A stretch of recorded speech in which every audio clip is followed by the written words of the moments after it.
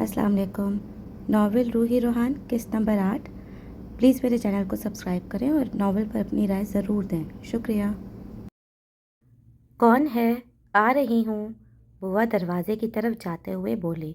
रोहान इतना बेताब था कि बार बार घंटी बजा रहा था। रोहान बेटा, आपने इतनी घंटियाँ बजा दी। अल्लाह खैर करे, सब ठीक है? बुआ ने रोहान को देखते ही फिक्रमंदी से पूछा। एकदम खैर है।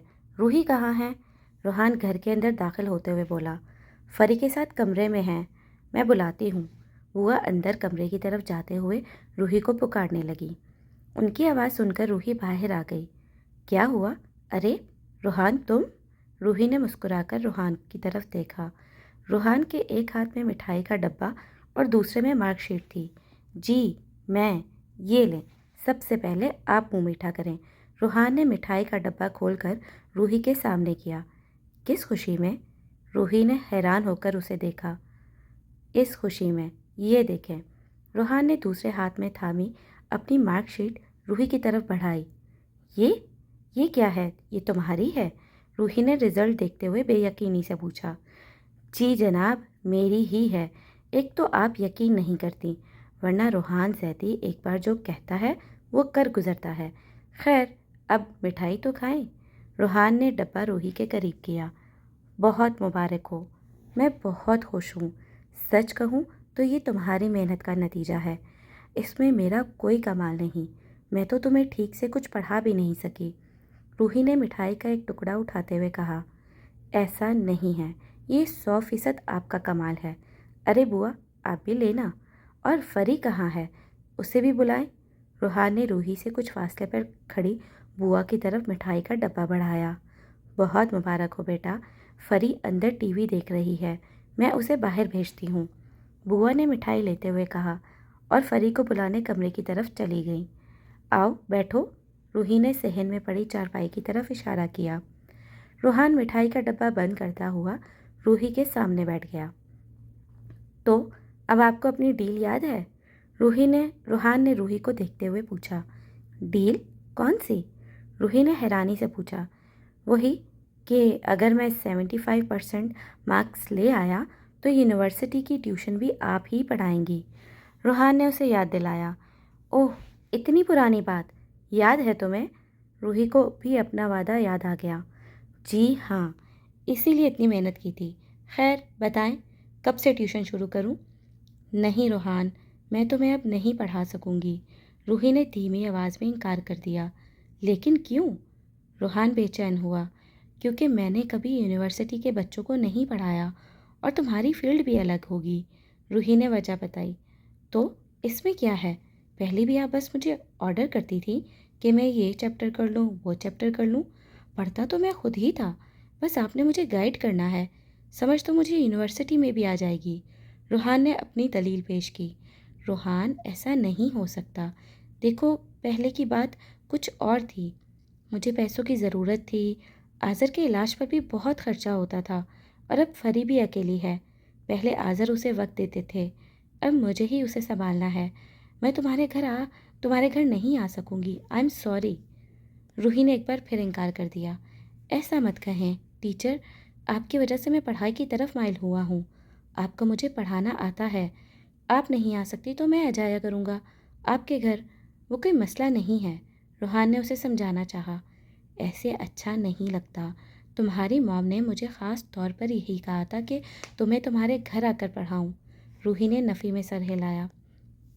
टीचर, ये मेरा मसला है। मॉम को मैं मना लूँगा। और वैसे भी उस वक्त तो मैं पढ़ाई से भागता था, अब मैं खुद पढ़ना चाहता हूँ। अब वो मसला नहीं है, आप इस बात की फ़िक्र मत करें। रूहान ने उसे मनाने के लिए एक और दलील दी। रूहान, क्यों ज़िद कर रहे हो? रूही ने कदरे उकताहट से पूछा। मैं कहाँ ज़िद कर रहा हूँ? आप अपनी बात से मुकर रही हैं। आपने मुझसे वादा किया था। प्लीज़ टीचर, ऐसा मत करें। मैं अब वाकई ही पढ़ना चाहता हूँ और आपके अलावा मुझे कोई नहीं पढ़ा सकता। रूहान ने मिन्नत भरे अंदाज में कहा। अच्छा, तुम अपनी मॉम से बात करो, मैं भी उनसे बात करूँगी। अगर वो दिल से राज़ी हुई तो तुम आ जाना पढ़ने। रूही बिलाखिर मान गई। Thank you. वो आज ही आपको कॉल करेंगी, आप फ़िक्र मत करें। मैं आपको ज़्यादा तंग भी नहीं करूँगा। ये फरी कहाँ रह गई? रूहान का चेहरा खुशी से खिल उठा। वो अपने पसंदीदा कार्टून देख रही है। अभी नहीं आएगी। चाय पियोगे? रूही अपनी जगह से उठते हुए बोली। जी, लेकिन आपके हाथ की। रूहान ने रूही को देखते हुए कहा। अच्छा, मैं बनाती हूँ, तुम फरी के पास चलो। रूही ने जवाब दिया और किचन की सिमत चली गई। रूहान भी मिठाई का डब्बा लिए फरी के कमरे में चला गया। मुझे तो समझ नहीं आती जैदी साहब कि रूहान अपनी टीचर से इतना अटैच क्यों हो रहा है। भला कोई यूनिवर्सिटी में भी ट्यूशन लेता है। शमा ने अपनी परेशानी अपने शौहर के सामने बयान की। तुम्हें पता तो है रूहान का, जब किसी से बन जाए तो उसके साथ कब्र तक निभाता है। क्या नाम है उसके दोस्त का? जैदी नाश्ता के लवाजमात से इंसाफ करते हुए कहने लगे। कौन? अदील? शमा ने याद दिलाया। हाँ, वही। अब वो बच्चा इस कॉलेज की फ़ीस अफोर्ड नहीं कर सकता था, मगर रूहान ने ज़िद पकड़ ली कि वो खुद उसकी फ़ीस भरेगा। मजबूरन मुझे ही भरनी पड़ी। खैर, मेरे लिए तो ये ज़रूरी है कि रूहान BBA कर ले, ताकि उसे बिज़नेस की थोड़ी समझ बूझ आ जाए, आगे चलकर मेरे बिज़नेस में शामिल हो। जैदी ने लापरवाही से कहा। वो तो आपकी बात ठीक है। अदील एक लड़का था और ज़रूरतमंद भी, मगर मिस रूही तो अब खुद भी रूहान को पढ़ाना नहीं चाहती। फिर भी रूहान ज़िद कर रहा है। पता नहीं, मुझे रूहान कुछ बदला बदला सा लगने लगा है। शम्मा माँ थी, रूहान को बेहतर समझती थी। देखो बेगम, अगर तुम ये समझ रही हो कि रूहान अपनी टीचर से दिल लगा बैठा है तो ये बात तकरीबन नामुमकिन है। एक तो रूहान ऐसा है नहीं, उसका ध्यान सिर्फ गाने में रहता है। और फिर मिस रूही एक समझदार खातून है, एक बच्चे की माँ है। उन्हें इतनी समझ ज़रूर होगी कि रूहान को किस हद में रखना है। इसलिए रूहान जैसा चाहता है उसे करने दो। मैं नहीं चाहता कि वो बिला वजह इस बात पर बिगड़ जाए। तुम्हें पता तो है, जब भी उसे पढ़ना हो हमें उसकी शर्त माननी ही पड़ती है। सो अब भी मान लो, इतना सोचने की ज़रूरत नहीं। इस वक्त उसकी पढ़ाई से ज़्यादा ज़रूरी मेरे नज़दीक और कुछ नहीं है। जैदी ने अपना नाश्ता ख़त्म करने के साथ ही बात भी ख़त्म कर दी। शमा ने इस बात में सर हिला दिया। रूहान की बात मानने के अलावा फ़िलहाल उनके पास कोई दूसरा रास्ता भी नहीं था। उसी दिन शमा ने रूही से रूहान की ट्यूशन के बारे में बात की। रूही ने अब रूहान के घर जाकर पढ़ाने से माजरत कर ली। इसलिए फ़ैसला यही हुआ कि रूहान रोज़ाना रूही के घर जाकर पढ़ाई करेगा। शमा ने ये सारी बातें रूहान को भी बता दी, जिस पर वो बहुत खुश था। रूहान और अदील का एक ही यूनिवर्सिटी में दाखिला हो चुका था। आज रूहान का रूही के घर जाकर पढ़ने का पहला दिन था। वो बहुत दिल लगाकर तैयार हुआ, अपना पसंदीदा परफ्यूम लगाया, सलीके से बाल बनाए और अपनी बाइक की चाबी उठाकर मेन डोर की तरफ जाने लगा। रूहान? शम्मा ने उसे आवाज़ देकर रोका। जी मॉम। रूहान ने पलट कर देखा। कितनी देर में वापस आओगे? शम्मा ने पूछा। 2-3 घंटे तो लगेंगे। क्यों, आपको कोई काम है? रूहान ने शम्मा को देखते हुए कहा। नहीं, बस वैसे ही पूछ रही हूँ। कितनी देर पढ़ाई करोगे? शम्मा ने सर से पाँव तक उस पर एक नज़र डाली। शायद 2 या 3 घंटे। खैर, अगर आप ये सोच रही हैं कि मैं वहाँ से किसी दोस्त के यहाँ चला जाऊँगा तो ऐसा नहीं होगा। दोस्तों के पास मैं बस वीकेंड पर जाऊँगा। अच्छा मॉम, अब मुझे देर हो रही है, बाय। रूहान ने शम्मा को हाथ हिलाया, अपना बैग पहना और बाइक स्टार्ट करने लगा। आ रही हूँ। रूही दरवाजे की तरफ आते हुए बोली। अस्सलामुअलैकुम, कैसी हैं आप? रूहान ने खुशगवार अंदाज में पूछा और एक भरपूर नज़र रूही पर डाली, जो अपने सादा से हुलिये में भी बहुत प्यारी लग रही थी। वालेकुम अस्सलाम, मैं ठीक हूँ। आओ अंदर। एक्चुअली बाइक पर आया हूँ, क्या मैं अपनी बाइक अंदर खड़ी कर सकता हूँ? रूहान ने अपने हाथ में पकड़ी चाबी दिखाते हुए पूछा। ओके, मैं दरवाज़ा खोलती हूँ, ले आओ। रूही ने बड़ा दरवाज़ा खोला और रूहान अपनी बाइक अंदर ले आया। वाह, ये आपकी कार है? बाइक की आवाज़ सुनकर फरी भी अपने कमरे से बाहर आ गई थी। जी, मेरी परी, ये मेरी हैवी बाइक है। रूहान फरी की तरफ झुकते हुए प्यार से बोला। रूही ने एक नज़र रूहान को देखा। रूहान ने फरी को इस तरह परी कहकर पुकारा था जैसे आज़र पुकारा करता था। रूही को ये बात बुरी लगी। ये तो बहुत अच्छी और बिग है। फरी की नज़रें अब तक बाइक पर थीं। आपको अच्छी लगी? चलो, वापसी पर आपको इस पर एक चक्कर दूंगा। रोहान ने उसके बालों को छेड़ा। रियली? मुझे बहुत मज़ा, फरी खुशी से चहकते हुए कहने लगी। मगर उसकी बात मुकम्मल होने से पहले ही रूही बोल पड़ी। फरी, रोहान भाई आपके साथ खेलने नहीं आए, वो पढ़ने आए हैं। आप अपने रूम में जाओ और टीवी देख लो। रूही ने संजीदगी से टोका। ओके मॉम, फरी ने उदासी से कहा। रोहान ने गर्दन घुमाकर रूही की तरफ देखा, जो संजीदगी से उसी को देख रही थी। ओह, आई एम सॉरी, मुझे याद आया आपको तो बाइक पसंद नहीं है। कल से नहीं लाऊंगा, मैं तो बस फरी को बहला। रोहान शर्मिंदा होते हुए बोलने लगा। रोहान, तुम बाइक पर आओ या हवाई जहाज़ पर, मुझे कोई मसला नहीं है, मगर फरी को आइंदा परी मत कहना। इस नाम से उसे बस आज़र ही पुकारते थे। रूही ने उसकी बात काटते हुए कहा। ओके, आइंदा ये गलती नहीं होगी। रोहान ने सर झुका दिया। खैर, बैठो। रूही ने उसे कुर्सी पर बैठने का इशारा किया। रोहान ने बैग कंधे से उतारा और टेबल पर रखते हुए खुद कुर्सी पर बैठ गया। रूही भी उसके सामने बैठ गई। तो क्या पढ़ाऊँ मैं तुम्हें? रूही ने उसे देखा। मैं आज सारी बुक्स लाया हूँ, और मैंने कहा था ना आज मुझे ये कोर्स पढ़ा सकेंगी। इसमें बिजनेस कम्युनिकेशन है, ऑर्गेनाइजेशनल बिहेवियर है। अब ये तो आप पढ़ा ही सकती हैं। रोहान अपनी किताबें निकालते हुए बोला। मुझे मालूम है रोहान, मैंने तुम्हारे आने से पहले थोड़ी तैयारी कर ली थी। रूही ने रोहान के कोर्स के मुतालिक ऑनलाइन काफ़ी मालूमात हासिल कर ली थी। वेल, ये तो बहुत अच्छी बात है।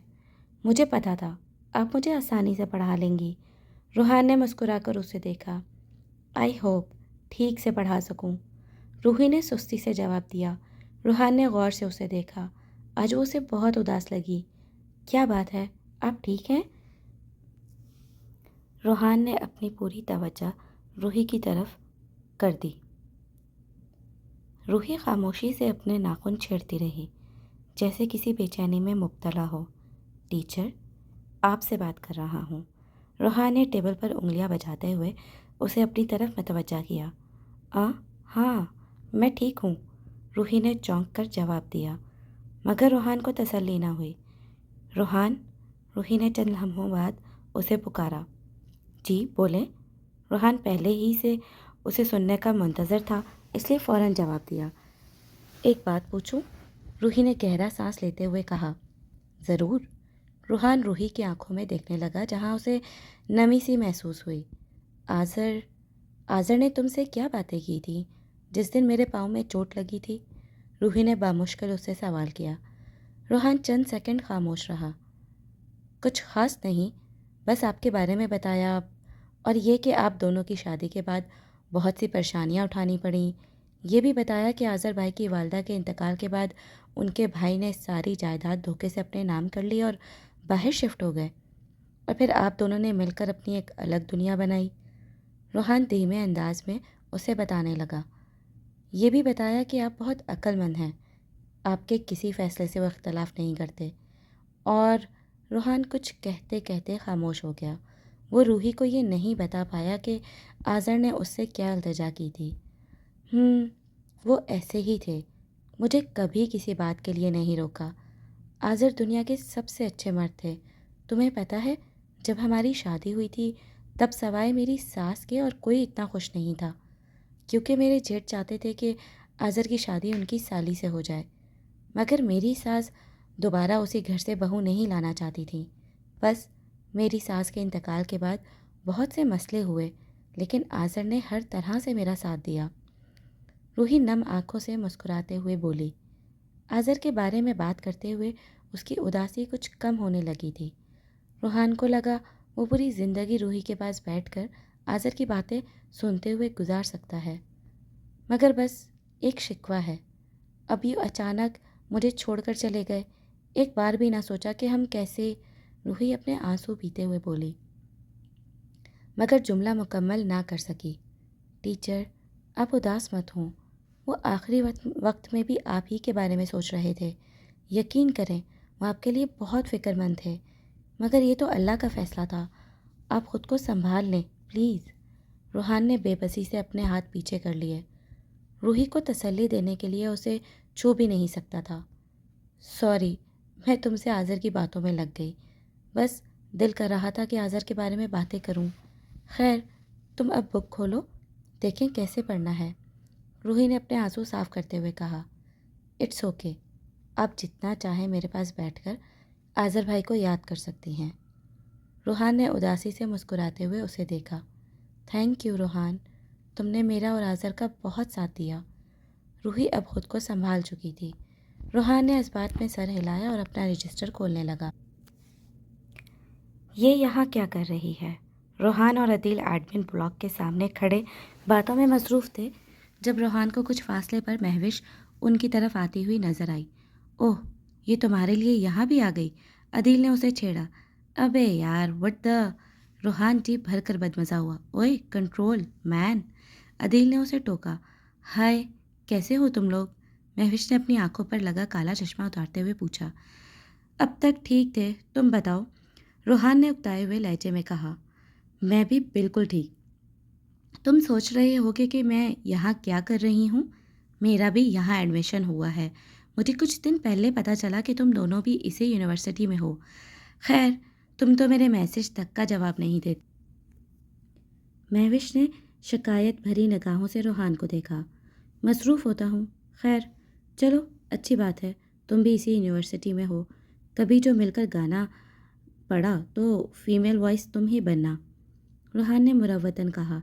ओह वाकई, मुझे खुशी हुई जानकर कि तुम्हें मेरा इस यूनिवर्सिटी में एडमिशन लेना बुरा नहीं लगा, और मैं हमेशा हाजिर हूँ तुम्हारे साथ गाना गाने के लिए। महविश का चेहरा खुशी से खिल उठा। मुझे क्यों बुरा लगेगा? मेरे बाप की यूनिवर्सिटी थोड़ी है। खैर, हमें कुछ काम है, फिर मुलाकात होगी। बाय। रूहान ने अपने हाथ में पकड़े सनग्लासेस आंखों पर लगाए और अदील को चलने का इशारा किया। अदील भी महविश को हाथ हिलाकर बाय किया और वो दोनों वहाँ से चले गए। रूहान बाकायदगी से रूही के घर पढ़ने जाता, मगर अब पहले की तरह रूही ना तो उसके साथ कुछ खेलती और ना ही गैर ज़रूरी बातें करती। वो बस संजीदगी से उसे पढ़ने के लिए कहती। रूहान अक्सर कोई ना कोई मजाक करता रहता, मगर रूही बस मुस्कुरा देती। अलबत्ता फरी रूहान के साथ खूब इंजॉय करती। वो दोनों कुछ ना कुछ खेलते रहते। रूही को शुरू में ये थोड़ा अजीब लगा, लेकिन फिर फरी की खुशी की खातिर उसने उसे नज़रअंदाज कर दिया। अब तो बुआ को भी रूहान इस घर का एक फ़र्द लगने लगा था। अस्सलामुअलैकुम, कैसी हैं बुआ? रूहान आज वक्त से पहले पढ़ने आ गया था। वालेकुम अस्सलाम, आप कैसे हो रूहान बेटा? बुआ ने मोहब्बत से उसके सर पर हाथ फेरा। एकदम ठीक। मेरी टीचर कहाँ हैं? वो अंदर फरी के पास हैं, मैं बुलाती हूँ, आप बैठें। रूहान, तुम जल्दी आ गए आज? रूही ने हैरान होकर उसे देखा। जी, बस बोर हो रहा था, सोचा यहाँ आ जाता हूँ। रूहान ने एक नज़र रूही को देखा जो अपने बाल समेट रही थी। रूहान ने फ़ौरन नज़रें झुका ली। अच्छा, मैं फरी को सुला रही थी, खुद भी मेरी आँख लग गई। वैसे बोर हो रहे थे तो अदील के पास चले जाते, मेरे पास तो तुम और बोर हो गए।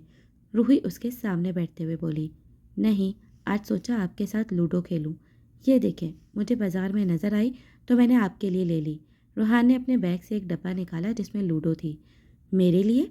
मगर अब मैं ये सब नहीं खेलती, रूही ने संजीदगी से जवाब दिया। मालूम है, लेकिन अब आपको खेलना होगा। फरी बता रही थी कि आप आसर भाई और वो मिलकर लूडो खेलते थे, तो बस मैंने सोचा हम भी मिलकर खेलेंगे। रूहान ने लूडो को डब्बे से निकाला। रूहान, तुम भी क्या फरी की बातों में आ जाते हो? वो जो कहती है तुम ले आते हो। रूही को बुरा लगा। अच्छा, आप गुस्सा मत हो, ये देखें, ये मैग्नेटिक है। रूहान ने लूडो की गोटियां तरतीब से रखते हुए कहा। हैं? मैग्नेटिक? ऐसी लूडो भी आने लग गई? रूही अपना गुस्सा भूलकर लूडो को देखने लगी। रूहान मुस्कुरा दिया। रूही का ध्यान बट रहा। जी हाँ, खैर आप बताएं कौन सा कलर लेंगी? रूहान ने रूही के चेहरे को देखा। रेड। रूही ने लाल रंग की गोटियों को छुआ। ओके, मैं फिर येलो ले लेता हूँ। आप शुरू करें। रूहान ने डाइस उसकी तरफ बढ़ाया। तुम ना मुझे खेल में लगाकर पढ़ाई से जान छुड़ाना चाहते हो। रूही ने ना चाहते हुए भी उसके हाथ से डाइस ले लिया। वो खुद भी दोबारा नॉर्मल होना चाहती थी। ऐसा नहीं है, मैं अब पढ़ाई से नहीं भागता, बल्कि अब तो मैं पढ़ाई के पीछे भागने लगा हूँ। रूहान ने मायने खेज नज़रों से रूही को देखते हुए कहा। क्या मतलब? रूही ने नासमझी से उसे देखा। मतलब ये कि खैर छोड़ें, आप बारी चलें। रूहान ने उसका ध्यान खेल की तरफ कर दिया। रूही सर हिलाकर अपनी बारी चलने लगी। वैसे तुम ये गेम भी मुझसे नहीं जीत सकते। रूही की पहले ही बारी में 6 आ गया, जिस पर उसने फ़ख्र से गर्दन अकड़ाकर रूहान को देखा। हा हा, अभी शुरुआत है। एक 6 आने से कोई पूरा गेम नहीं जीत जाता। ये देखें, अब मेरा भी 6 आएगा।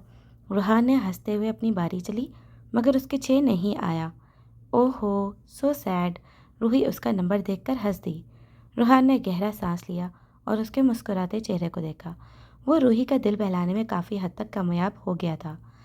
अब तुम भी अपनी कोई गोटी खोल लो, मुझे अकेले मैदान में मज़ा नहीं आ रहा। रूही ने एक नज़र रूहान की चारों गोटियों पर डाली जो अब तक बंद थी। पता नहीं आपने कौन सा काला जादू किया है, मजाल है एक भी 6 आ जाए। रूहान उदासी से बोला। अच्छा चलो, तुम अब की बार 1 आने पर भी गोटी खोल लेना। रूही ने खुले दिल से पेशकश की।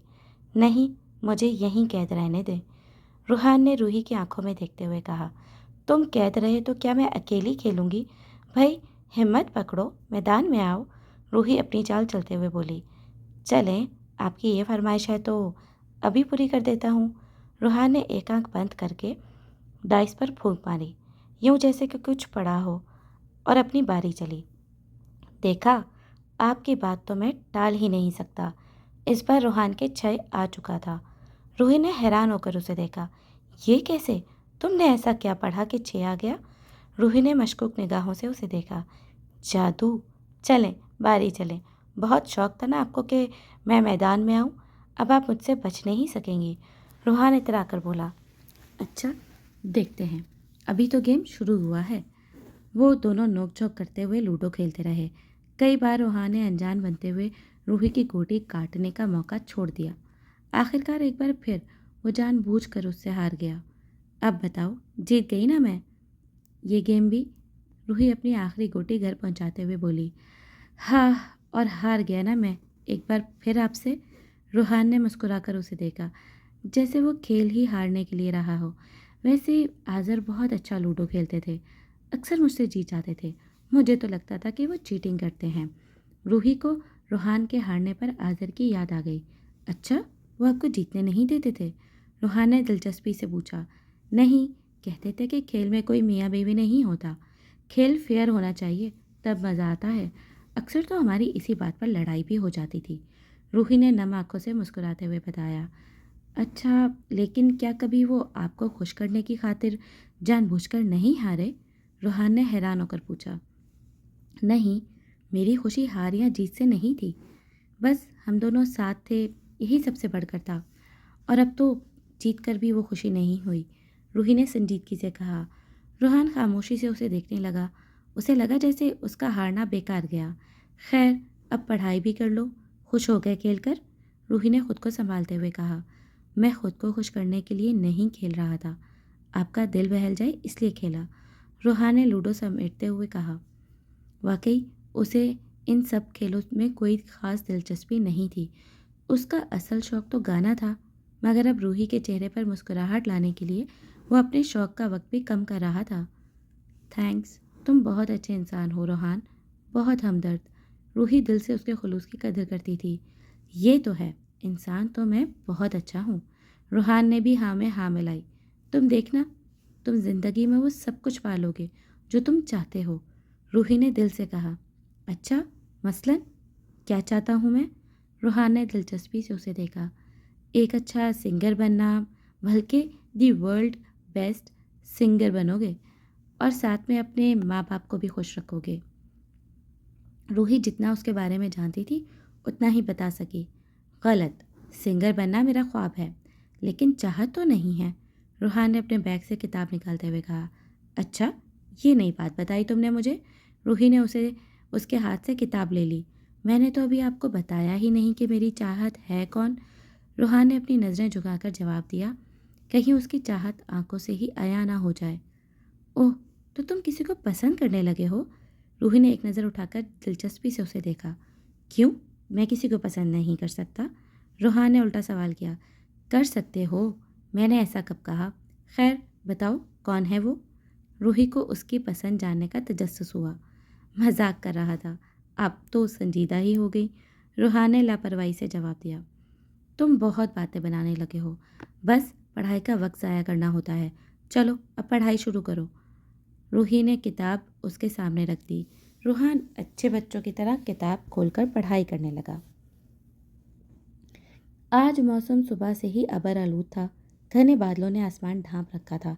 ऐसे मौसम में रूहान का बस नहीं चल रहा था कि उड़कर रूही के पास पहुंच जाए। जैसे ही क्लास ख़त्म हुई वो सीधा अपनी बाइक की तरफ आया। कहाँ भागे जा रहे हो? भूख लग रही है, कैंटीन चलते हैं। अदील ने उसका बाजू थामकर उसका रुख अपनी तरफ किया। नहीं, तुम चले जाओ, मैं तो बस अब घर जाऊंगा, वहाँ से गिटार लूँगा और फिर। रूहान अपनी बाइक सीधी करते हुए कहने लगा, और फिर अपनी टीचर के पास जाओगे।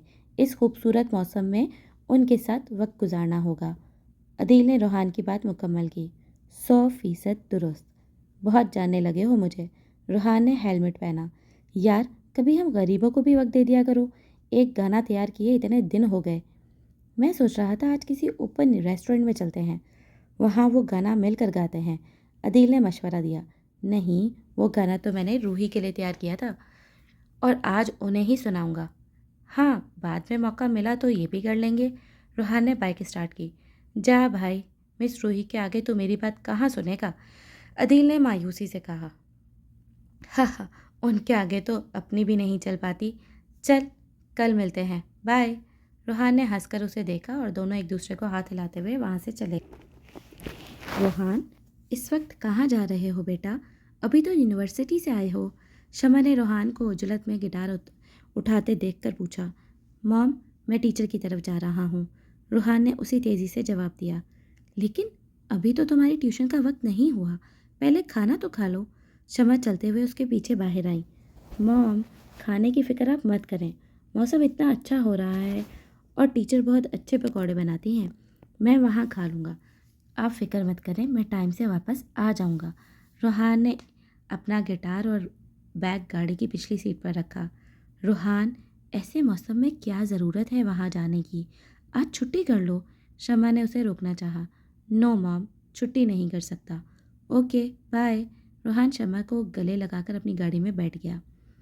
तुम इतनी जल्दी क्यों आ गए? मैं अभी कॉलेज से आई हूँ। रूही रूहान को अपने सामने देखकर हैरान हुई। बस आज मौसम अच्छा हो रहा था, सोचा बुआ से कहूँगा कि अच्छे से पकौड़े बना दें और आप चाय। मैंने एक बहुत अच्छा सा गाना तैयार किया है, चाहता हूँ आज वो आपको सुनाऊँ। रूहान ने गिटार एक तरफ रखते हुए तफसील से जवाब दिया। बुआ तो अपने घर चली गई हैं, यही सोच कर के कहीं बारिश ना हो जाए, और तुम हो के वक्त से पहले आ गए हो। अब मुझे ही पकौड़े बनाने पड़ेंगे। रूही दरवाज़ा बंद करते हुए पलटी। ओह चलें, मैं आपकी मदद करवा देता हूँ, और अगर आपके हाथ की चाय भी मिल जाए तो मज़ा आ जाए।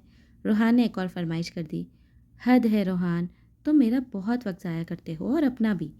तुम बैठो, मैं सब खुद बना लूँगी। तुम फरी को बुला लो बाहर, वो तुम्हारा गिटार देखकर खुश हो जाएगी। रूही ने किचन में जाते हुए कहा। ओके। रूहान ने फरी को पुकारा, वो फ़ौरन कमरे से बाहर आ गई। वाओ रूहान भाई, ये क्या है? फरी की नज़रें सबसे पहले रूहान के गिटार पर पड़ी। ये गिटार है। रूहान ने हल्का सा गिटार बजाया। फरी ने खुशी से आंखें फैलाकर उसे देखा। मैं भी हाथ लगाऊं? फरी ने दिलचस्पी से पूछा। बिल्कुल, यहाँ बैठो, मैं आपको पकड़ाता हूँ। रूहान ने अपने सामने बैठने का इशारा किया। फरी कुर्सी पर बैठ गई। गिटार फरी से भी बड़ा था, इसलिए रूहान ने उसे थोड़ा सा सहारा देकर फरी के हाथ में गिटार थमाया। अब ऐसे बजाओ, बस 3 उंगलियों से। रूहान ने झुककर उसका हाथ गिटार पर रखते हुए कहा। ओके। फरी ने गिटार की तारें छेड़ी और म्यूज़िक की आवाज़ उभरी। वाह, कितने मज़े का है ये तो। फरी आवाज़ सुनकर बहुत खुश हुई। जी, आज मैं आपको ये बजाते हुए गाना सुनाऊंगा, आप सुनोगी ना? रूहान गिटार को सहारा दिए फरी के साथ बैठ गया। जी, मैं ज़रूर सुनूंगी, मुझे ये बहुत अच्छा लगा है। फरी ने दोबारा गिटार बजाया। रूहान मुस्कुराती आंखों से उसे देखने लगा। उसी लम्हे रूही पकौड़े और चाय ट्रे में सजाती हुई बाहर आई। ये लो, मज़ेदार से पकौड़े, और ये चटनी आज़र की पसंदीदा थी, कभी ख़त्म नहीं होने दी मैंने। रूही ने टेबल पर ट्रे रखते हुए कहा। मामा देखें, रूहान भाई ने मुझे गिटार सिखा दिया। फरी ने रूही को अपनी तरफ मतवज्जा किया और साथ ही गिटार भी बजाया। ओह वाह, वेरी नाइस। रूहान भाई तो फरी को भी सिंगर बना देंगे। रूही फरी के पास आकर बोली, जबकि रूहान खामोशी से रूही को देखता रहा। उसे लगा अब रूही आहिस्ता आहिस्ता ज़िंदगी की तरफ लौट रही है। वैसे ये इसके हाथ में क्यों दे दिया, ख़राब ना कर दे। रूही ने रोहान को देखा। हाँ, कोई बात नहीं, ख़राब कर दे मैं और ले लूँगा। रोहान ने बामुश्किल अपनी नज़रों का रुख बदला। अच्छा, अब चाय लो और ये पकौड़े भी, ये ना हो कि बारिश शुरू हो जाए। रूही ने एक प्लेट में पकौड़े रखे और रोहान को पकड़ा दी। फिर एक प्लेट अपनी और फरी के लिए बनाई। रोहान खामोशी से पकौड़ों का मज़ा लेने लगा। चटनी वाकई बहुत लजीज थी। कैसे बने हैं बताओ तो? रोहान को खामोशी से खाते देखकर रूही ने पूछा। जब मुझे कोई चीज़ मज़े की लगे ना, यकीन करें मेरा दिल करता है बस मैं खामोशी से सारी खा जाऊं। इतने मज़े के हैं कि अल्फाज नहीं।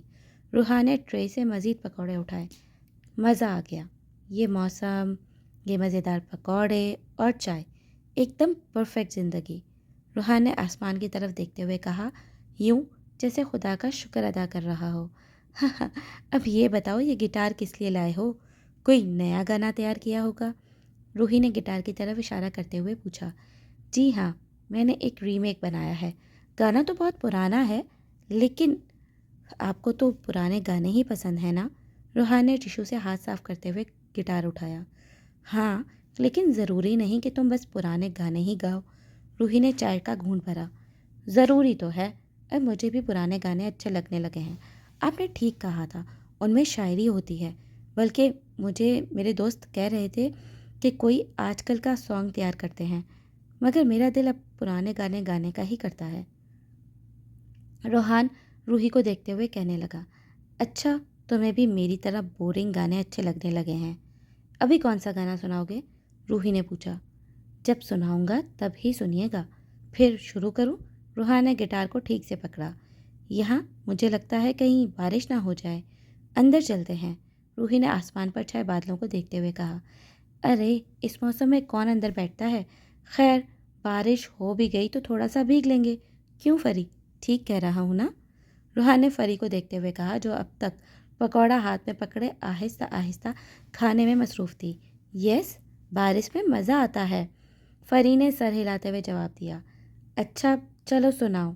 रूही ने मुस्कुराकर इजाज़त दी। रूहान ने अपने सामने बैठी रूही और फरी को देखा, फिर कुछ सोचता हुआ अपनी जगह से उठा, अपनी कुर्सी एक तरफ हटाई और गिटार संभालता हुआ हल्के हल्के बजाने लगा। फरी ने पकौड़े छोड़ दिए और दिलचस्पी से रूहान को देखने लगी। रूही भी अपनी पूरी तवज्जो से उसका गाना सुनने लगी। मेरे दिल की तू धड़कन है, मुसाफिर में तू मंजिल है, मैं प्यासा हूँ तू सावन है। मेरी दुनिया ये नजरें है, मेरी जन्नत ये दामन है। लिखे जो खत तुझे वो तेरी याद में हजारों रंग के नजारे बन गए। सवेरा जब हुआ तो फूल बन गए, जो रात आई तो सितारे बन गए। लिखे जो खत तुझे कोई नगमा कहीं गूंजा, कहाँ दिल में ये तू आई। कहीं चटकी कली कोई, मैं ये समझा तू शर्माई। कोई खुशबू कहीं बिखरी, लगाए जुल्फ लहराई। लिखे जो खत तुझे वो तेरी याद में हजारों रंग के नजारे बन गए। सवेरा जब हुआ तो फूल बन गए, जो रात आई तो सितारे बन गए। लिखे जो खत तुझे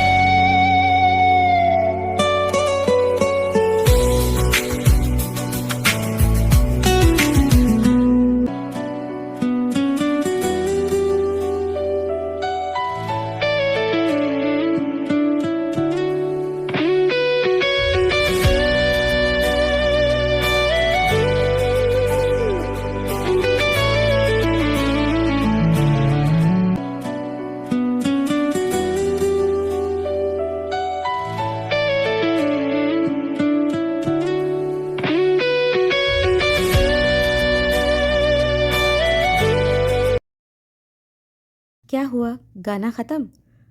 रूही ने फ़री का हाथ थाम रखा था। फ़री ने भी चौंक कर रूहान को देखा। जी, मुझे लगता है बारिश तेज़ ना हो जाए, मुझे घर जाना चाहिए। रूहान का चेहरा बारिश की फुहार से भीग चुका था, मगर उसे महसूस हुआ जैसे उसके हाथ पसीने से भीग रहे हों। अपनी इस कैफियत पर वो खुद भी परेशान था। ये थी मोहब्बत की दूसरी सीढ़ी। अच्छा, अभी तो कह रहे थे कि बारिश में कौन अंदर बैठता है? रूही ने उसका मजाक उड़ाने वाले अंदाज में कहा। नहीं, वो मॉम ने कहा था कि अगर ज़्यादा बारिश हो जाए तो रास्ते बंद हो जाते हैं। ओके, मैं कल आऊँगा। रूहान अपने माथे को हाथ से साफ करते हुए बोला। एक हाथ से बैग उठाकर कंधे पर डाला और दूसरे हाथ में गिटार उठा लिया। रूहान भाई, बहुत मज़ा आया मुझे आपका गाना सुनकर। Thank you. फ़री ने रूहान की तरफ हाथ बढ़ाया। रूहान ने मुस्कुराकर उसका हाथ थाम लिया। थैंक यू फ़री, मुझे भी बहुत मज़ा आया। रूहान थोड़ा सा झुकते हुए बोला और फिर रूही को देखा। ओके टीचर, पढ़ाई कल कर लेंगे, बाय। रूहान ने एक नज़र रूही के भीगे हुए चेहरे पर डाली और तेज़ी से वहाँ से चला गया। रूही सर झटकते हुए दरवाज़ा बंद करने लगी। कहानी अभी जारी है। अपनी राय ज़रूर दें। शुक्रिया।